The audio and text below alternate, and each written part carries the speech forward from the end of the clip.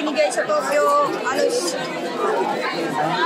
suporta na binigay po Tokyo, halos sa iba ngayon, and mas grabe pa, dami pa yung siguro nila sa mga atleta po. Thankful po sa Congress po. Yun po, sana po, yun nga po, sana po matutukan po yung lahat kasi galing po ako sa, yun nga, sa wala po talaga. So ayun po, yung, I think you need SNC, kagaya po sa national team, kailangan po talaga ng SNC. Nutritionist po, sa pagkain po talaga, mahalaga din po talaga yung pagkain. Kasi po parang doon na din po kan kumukuha lahat.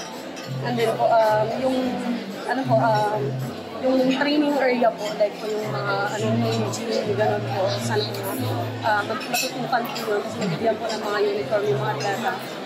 Kasi po galing po ako sa wala, kasi nung nagsimula ako na ba, hinirap ko lahat, fighting shoes ko, national open ako, naalala ko.